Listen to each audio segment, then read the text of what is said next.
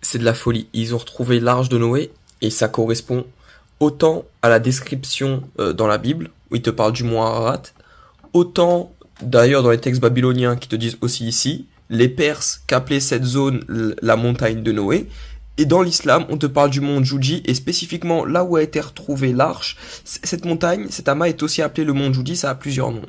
Du coup, et sachant que ça nous est précisé, le tigre, machin, c'est-à-dire qu'on est pleinement dans cette zone géographique-là, et qu'est-ce qu'on trouve? Ils ont constaté une formation montagneuse, tu vois, assez spéciale, tu vois, ok? Et puis dès qu'ils sont descendus avec des chercheurs, on voit, ils ont aussi scanné hein, avec des appareils pour scanner l'intégralité, et du coup, dedans, il y a un bateau, il y a un navire, il y a plusieurs niveaux, on est capable de voir les planches et tout ce que tu veux. Tu vois, c'est des trucs qui ont été prouvés par des mecs sérieux, les photos. Maintenant, vous me direz, on peut pas accuser n'importe quel navire d'être l'arche de Noé. Déjà, tu connais beaucoup de navires qui sont au-dessus d'une montagne, qui sont spécialement placés là où les textes babyloniens, bibliques, islamiques, perses le disent tous. Ok? Mais et regardez ça.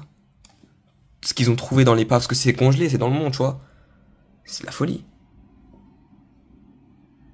C'est de la folie. En Turquie,